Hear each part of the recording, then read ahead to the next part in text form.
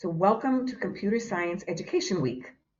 We're joined by an esteemed panel of computer scientists who will share their journeys and showcase the many pathways in this field and what this field has to offer.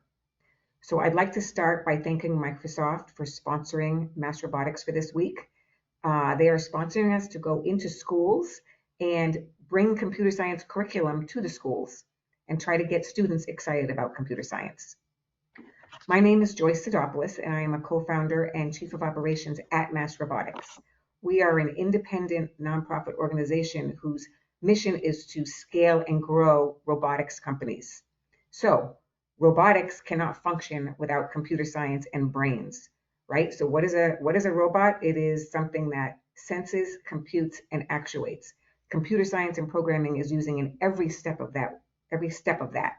So we'll kind of go into that in the week when we speak with our students. So let's kick off this panel. We are joined by Jason Snyder, who is the Massachusetts Secretary of Information Technology, Dr. Amon Milner, Associate Professor of Computer Science or Computing and Innovation at Olin College, and co-inventor of Scratch with the inaugural MIT team. Um, Eric Jewart, who is the Microsoft Nerd Center lead, and Dr. Nettrice Gaskins, artificial intelligence artist, assistant director of the Lesley STEAM Learning Lab at Lesley University. So let's kick it off by learning a little bit more about each of you, kind of personally. Where are you from? And what got you interested in technology? Did you have an inspirational person, or did something happen that kind of got you interested in computer science? And I'd like to start with the secretary. Jason, why don't you kick it off? Sure. So early on in high school, actually, I was so this was in the 80s, and they had a class on programming, and uh, I remember the teacher, Mr. Moore. Uh, he had several classes, and they were all Fortran based. So I'm showing my age, but I took many different Fortran classes, and I remember once we had to figure out like what was the best way to take. You could give it a dollar amount and it would provide change, right? This costs $10 and you gave me $20. Here's $10 in change, something like that. And we're trying to figure out the quickest algorithm that would come back. And I remember I spent hours and hours trying to figure out, how do I make my code that much better in Fortran, and I loved it. I had a great time. I had the fastest code in calculating change in Mount Holly, New Jersey, where I grew up, and I was excited. And so when I had a chance to pursue a degree in computer science, I was all in. Awesome. Yes, I think a lot of us remember Fortran. Let's go on to Aman. How did you get interested in tech? Uh, I grew up in Portland, Oregon as a child, and I did have early experiences in my elementary school, in fact, with some Apple IIe computers. And one of my teachers was also a Mr. Moore. So shout out to all the Mr. Moores out there turning people on to a lifetime of computing. Um, so one of the things that preceded taking a class that had the label computer on it, computer programming, computer whatever, there were different aspects of my day that these older Apple IIe computers that could only muster having green and black text and images on the screen, they were able to touch so many parts of my day that wasn't my computer class. For example, there was an old technology of printer that had paper that had little circles on the sides, and a wheel would push the paper out, and it would be the loudest thing you ever heard, and it would go, but you could say happy birthday to whoever. So the old dot matrix printers had desktop publishing, which was, very before its day in the 80s. But you could create something that would allow you to celebrate peers. You could also learn languages because there were cassette tapes attached to some of the Apple IIe, so you can learn other languages. And so, because I was fortunate enough to be in one of the schools that was selected to have some of the advanced Apple computers, which every school did not, because I grew up in a low resource area when it came to schools, and they just selected mine to have some of these technologies.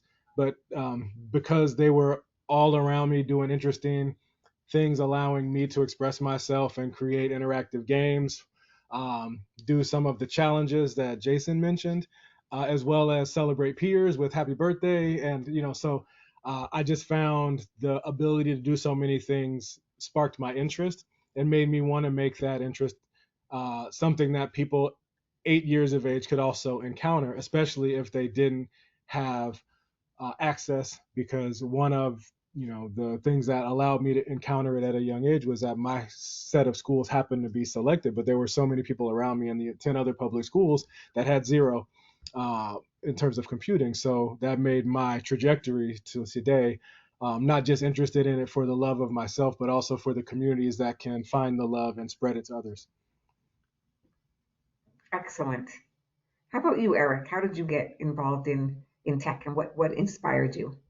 Yeah, sure. So I grew up as a military brat. I've been in Massachusetts for the last 20 something years, but before that, my dad was in the Air Force, which means we moved around every 3 or 4 years to a new place.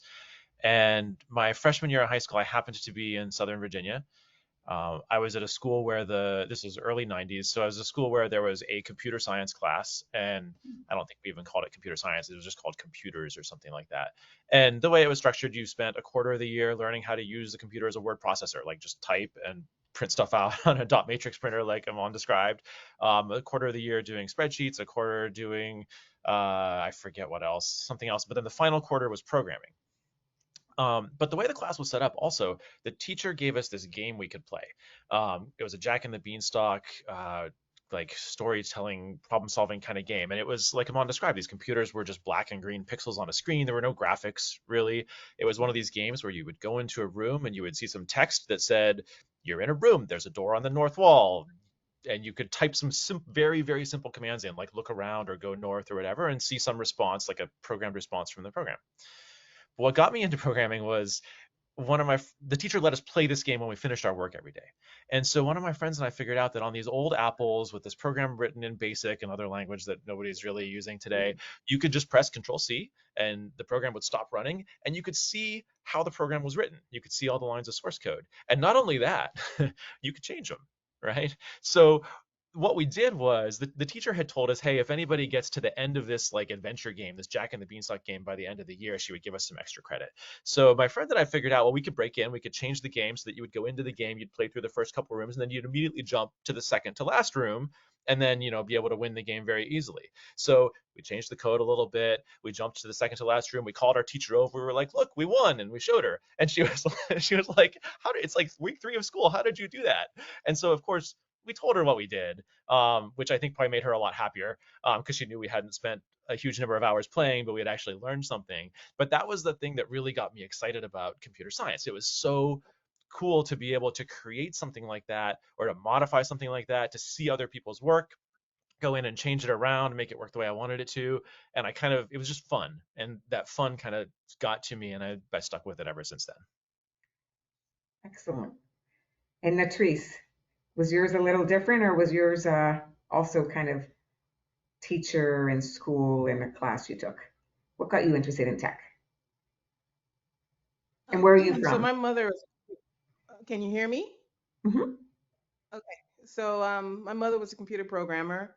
I grew up in Louisville, Kentucky, and knew from jump and she was encouraging me to be an artist.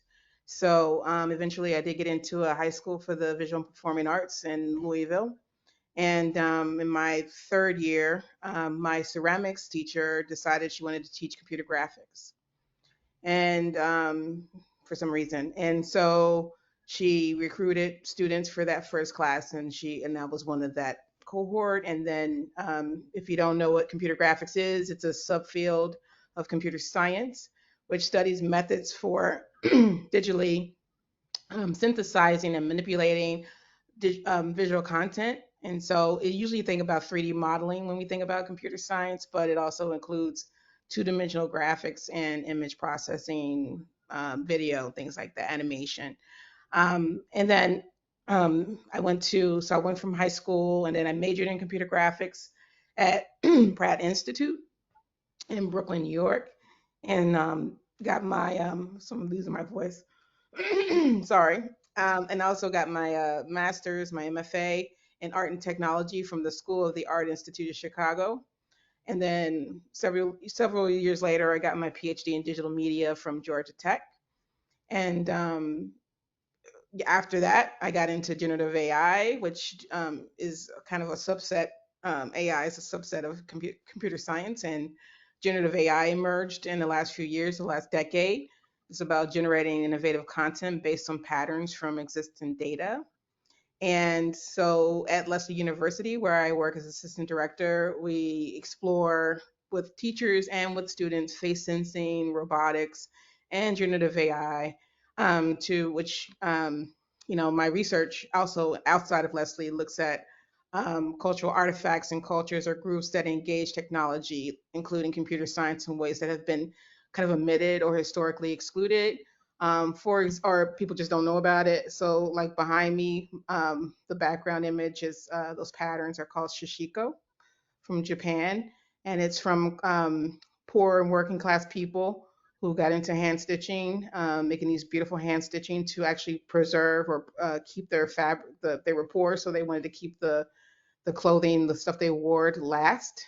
So they used the hand stitching to stitch it up, but they used these beautiful designs that turn out to be very algorithmic, which means that we can use computer science to produce these patterns. And so we can explore how to produce the patterns using computer science, and also explore hand stitching, maybe even into electronics and wearable electronics, just from learning about a culture and the reason why they created these patterns. So that's been my work. That's fascinating, fascinating. So, moving on so you told us where you went to school. Let's go to back to Jason. And where did you go to college? What did you study, and how did you choose that college? So I went to RPI in Troy, New York. I did study computer science at RPI.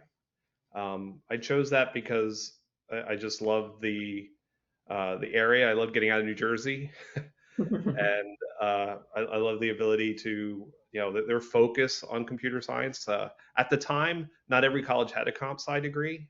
It was still fairly early in the definition of degrees in that area. So they had their own specialized degree in comp sci, and they were really focused on uh, sort of a total education about all of computers at the time. Mhm.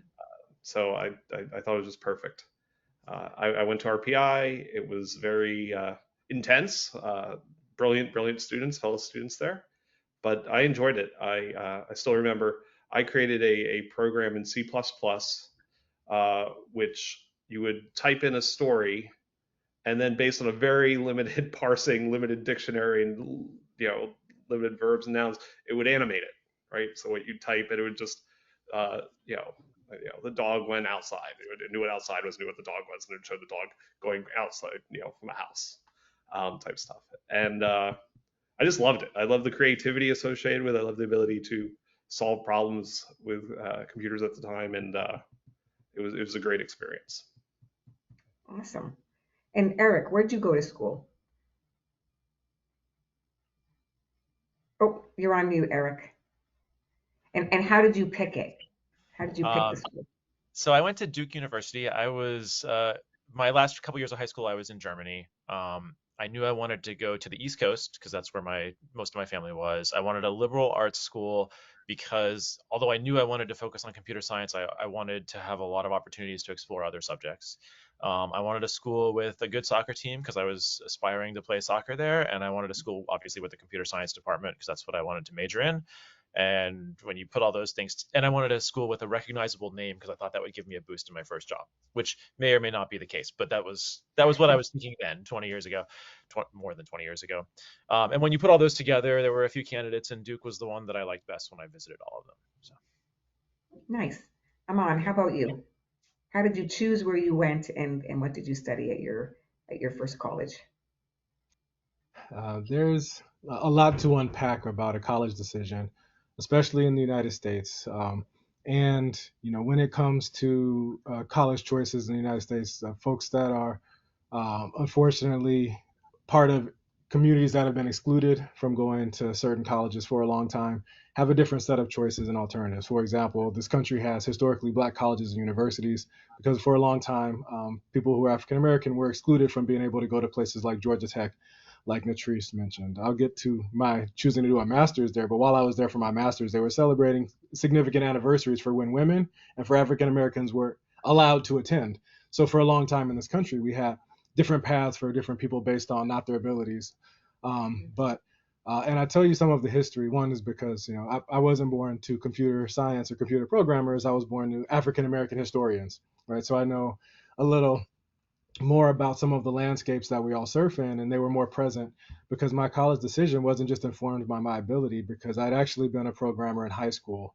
There was a software company, Trillium Software, across the street from my high school in downtown Portland, where I worked there from sophomore year to senior year. And so I had already had programs out in the world by the time I was applying to college. And so that was attractive to certain computer science departments because that was unusual back in the day. Now you can put an app together and get it out in the afternoon, but it took a little bit more back in the 90s. And so, as a promising student, there were also other people from my neighborhood that I knew that shared interests, and we had colleges that we were both interested in going to. And I won't name this college by name, but there was an African American student who was a year older than me that went to the college and studied computer science. And when I saw him over Thanksgiving break, he had the experience of coming back from the computer lab at 2 o'clock in the morning when some folks that had been partying instead of studying. There were two white guys on the top of his dorm that were drunk and were hurling racial epithets at him and urinated on him when he was coming home to his dorm. And so that changed my college decision. I had an early action at that school because I applied there. I had 5-year scholarship for engineering, and I turned that down because I wanted to go to another school where there might be less focus on me and how I looked and more of a melting pot. And I chose the University of Southern California to pursue computer science in a place that had a lot of different cultures because that was important to me, not just to have, to Eric's point, a great athletic team and all the other things that one might have, a good place to party. But I wanted to be able to study, but I also didn't want to have some of the experiences that one of my colleagues had. So my choice was actually taken away from me, by that and by the action of some uninformed individuals.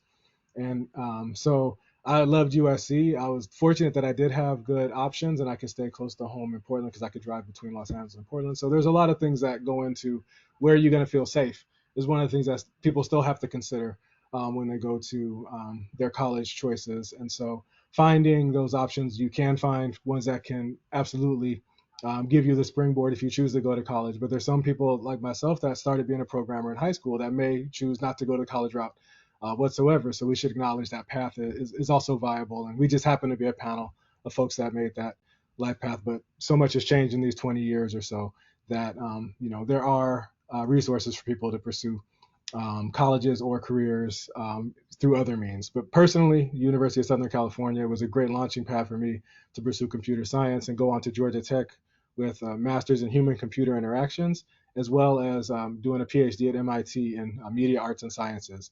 So that sort of rounds out where I went to college. And I wanted to also see different parts of the world to choose between, as you hear, Portland, Oregon, Los Angeles is a different corner, Atlanta is another corner, and then Boston, and also doing some work in Chicago so I could sort of see the country because colleges do give you an opportunity to change locations and meet a lot of different people. And that was something that was important to me.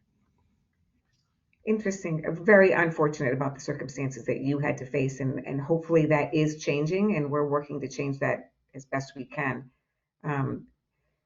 Thank you for sharing that. And Nettrice, you already kind of spilled the beans on where you went to school. So why don't we jump to the next question I have, which was, what was your first job after college, and how did you choose it?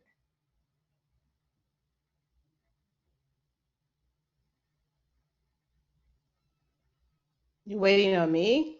Yes. So what was your first job out of Okay. college, and how did you choose it? I didn't have a career path because so I was in arts, into art, and then now I have a computer graphics degree and from a studio fine arts degree. And I did. My goal was actually the reason why I chose Pratt is because I wanted to be in New York City. Um, and New York City was a place I wanted to live even as a teenager. So it gave me the opportunity to do that, but that opened up new avenues because New York City is a big place and has a lot of arts and all kinds of other things. And so I kind of kicked around and working for art centers throughout New York City. So I went and taught art across New York City on all the boroughs, particularly in Queens and Brooklyn, and sort of realized that everywhere I went didn't have those young people didn't have access to computers the way that I did to make art. So I kept pitching the idea to create a computer graphics lab, and then became a master's grad student in Chicago. And then one of those centers did email me and said they got money to build a computer for me to come back to build a computer lab. And so I got independent study in Chicago to come back to New York, to Queens specifically, to build my first computer graphics lab in a housing development in Jamaica, Queens, New York. So that's around 1993. Um, and so I did that, and then finished up my MFA, and started to really get into this idea, which this is right before they coined the term digital divide. So that term hadn't been coined yet. I was already doing that by building these labs in schools and housing developments to help bridge a gap that I saw between what I was having access to and that I thought kids should have access to, and even if they were in a housing development.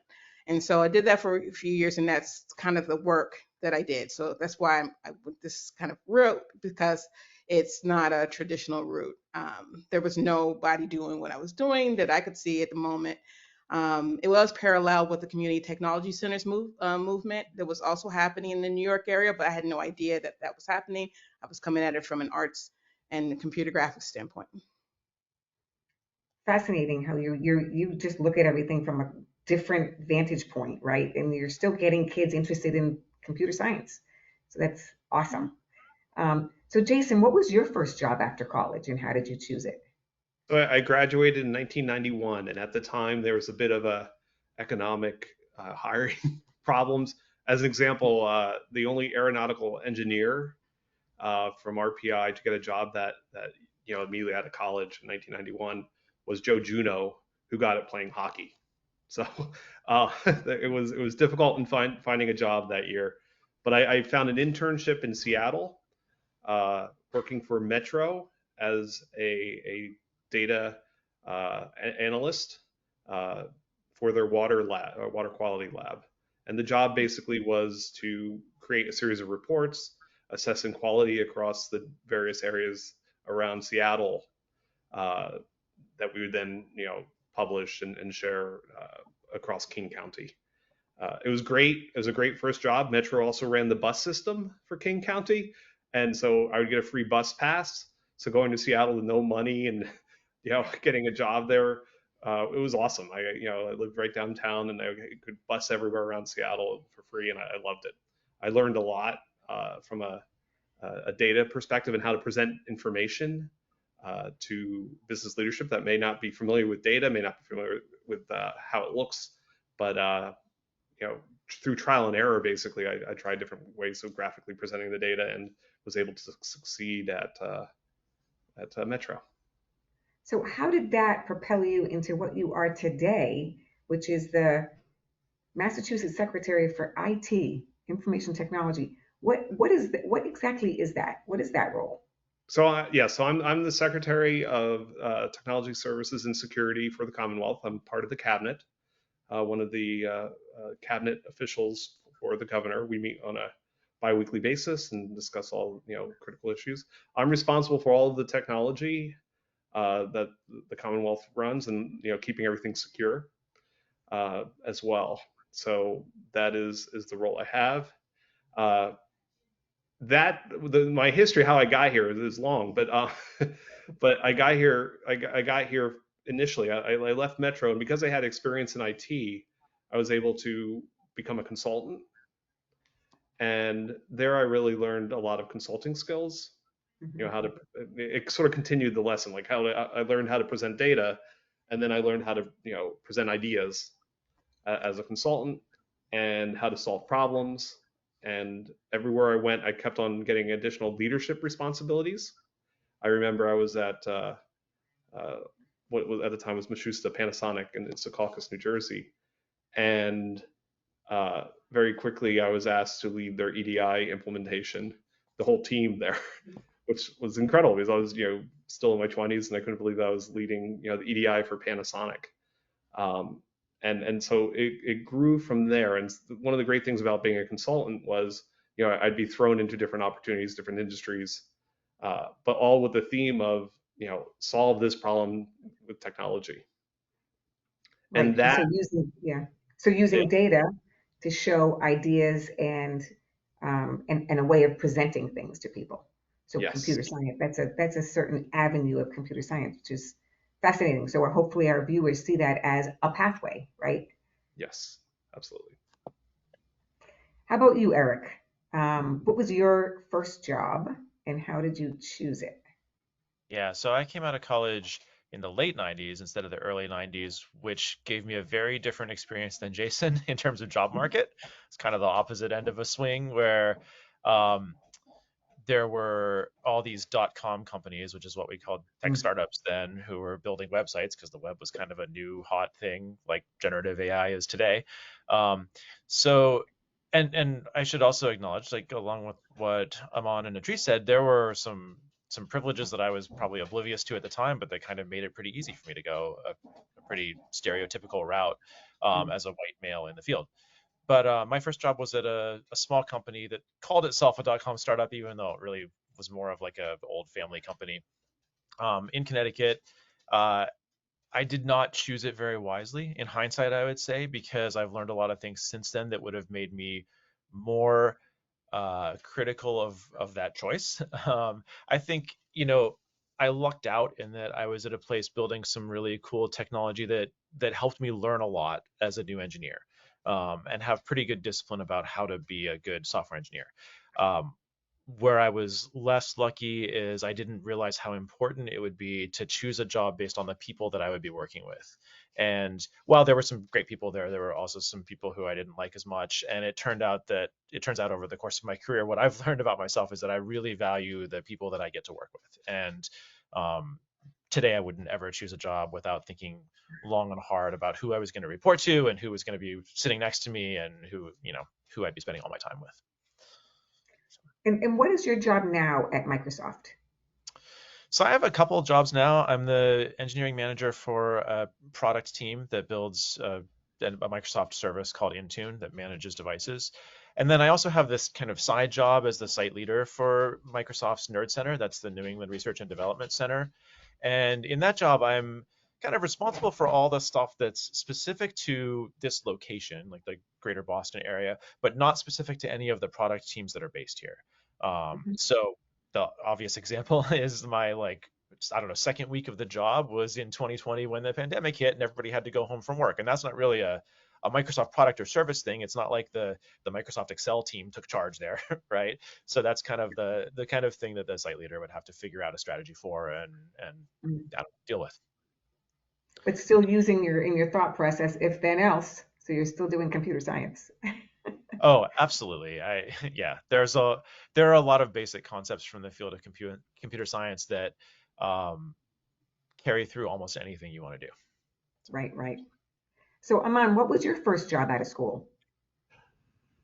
I am currently a professor, and that was the path that I took from school all the way into coming out of, exactly, completing the circle.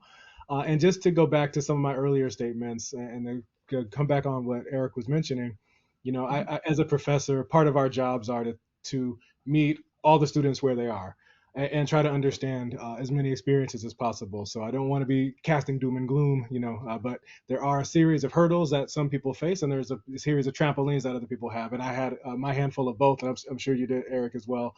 And other people come to the table with numerous, some have more hurdles and higher hurdles than others, but they all come to college. And my experience as a computing major in college was that the community was able to tackle some hard things together, because one of the assignments is create an operating system, right? Like, in your second semester or something ridiculous, where you have to make everything, you write programs in your first semester, then you have to compile them and run them in something that you build the next semester. So some of these challenges are high, and I had the experience of like 64 other students in the lab, and we all said, you know what, this is about as far as we can do, and we all waved the white flag, and we actually made a white flag and handed it to the professor, and was like, this assignment was a little bit too much.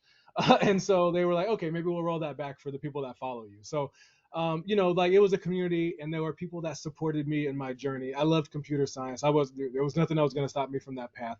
But there are people that face some of those challenges, and I just am a professor because I like people knowing that there are people that faced a lot of hurdles, that care about you, that will adjust. It's not just we've come a long way, to your point, Joyce, about when engineering started in colleges. It was based on like the Army Corps of Engineers and a military style of doing things, right? But everyone doesn't learn the best in a military style, where there's rank and there's you do this because it was hard for me. And we've come a long way at Olin College of Engineering, where I teach and I'm a professor now. We try to create different models of how you can be responsive to a different landscape that's ever changing. Hmm. About the early 90s and what computing looked like, and now we're in a landscape where 5 years from now is going to look different. So we always have to be evolving, and I'm just happy that I can be a part of teaching people not to think that there's one prescribed pathway through computing, have not think that there is one type of computing, that if then else thinking still applies to all of the things that people are going to see. And I get to be a part of groups that invent and co-invent some of the tools that people get to use to experience programming at an early age. And so as a professor, I get to do a number of things, which is I get to teach and work at the undergraduate level. And I also get to co-invent things where undergraduates help people that are younger than them get to experience engineering and computing a lot earlier than was probably available for their generation. So that's kind of my happy place. And professors also get these things called sabbaticals, where every 5 to 6 years, sometimes you get to go and do something else. And I spent some time getting a crew started and working on a cartoon called Lila in the Loop that's going to come out on PBS Kids in February. So you get to you don't just have one day job. I don't subscribe to one career path, right? Professors let you do a lot of different things, and I like that about it. So excellent. We've heard a lot of different career paths, but before we get to the last question, we still have about 5 minutes. I wanted to introduce two that are also sitting in one of these boxes. It's Kevin Smith and Alethea Campbell. Again, thank you to Microsoft. They're going to be going to several schools this week and teaching some computer science and bringing some fun robots with them to the classrooms to get kids excited about STEM and robotics. Again, one of our missions here at MassRobotics is creating that next generation of innovators, and what better way to get them interested in computer science than having some fun robots do things that you can program, right? So thank you, Alethea and Kevin, for going to the schools, and to Microsoft for sponsoring us for the week. Thank you. So my last question, and we'll start with Nettrice, is what advice would you give your younger self, maybe about computer science, or the path that you took, or would you have changed something? Like, what advice would you give yourself if you were way back at the start of your career? I would just say stay the course. It eventually, things that were not kind of popping off for me when I finished college actually happened in the last 3 years. I've had an exhibition at the Smithsonian. I have a mural in Brooklyn, downtown Brooklyn. I have my artwork on book covers and journals and magazines. I just did a commission for a film that screened at the Museum of Science Boston, where my AI art is featured and included in it. So these are the things that I was hoping for that didn't happen. And it was because of my constant commitment to exploring art and technology that led me to using artificial intelligence to make art. So I would just tell myself to stay the course. Eventually, things just sort of caught up. They all fell into place. I mean, we could do actually one of these panels on each one of you individually. So I feel bad having to cut everyone short. Thank you, Nettrice. Awesome. And I'm going to go to the Museum of Science to check that out. Jason, how about you? What advice would you give your younger self? I think the pace of change We've had several examples of major disruptive technology in my career, from PCs to the iPhone, now AI. And then I think, there's minor disruptions throughout as well. So I think embracing the change and then looking for opportunities to take advantage of those disruptions. Uh, I think computer scientists have the advantage of actually understanding a bit about what these disruptions mean and what's driving them.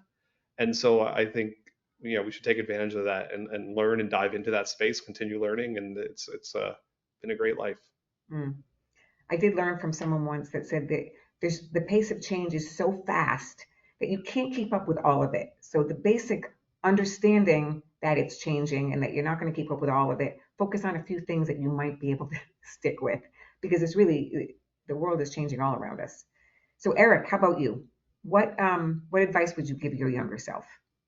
I'll say one thing specific to computer science and one thing more general. The computer science one, I think, as you pointed out when you were asking me, there are a lot of concepts in computer science that apply really broadly. And I was just thinking earlier about there's some concepts like iteration and abstraction and top-down design. I was just thinking earlier about this awesome treehouse that I built for my kids in my backyard, because my home hobby is woodworking and home improvement projects, completely different than computer science in some ways, but a lot of concepts overlap. And so things like iteration and abstraction let me build this amazing Robinson Crusoe kind of treehouse with 3 levels and a cabin, and the top of it's 30 feet up in the trees.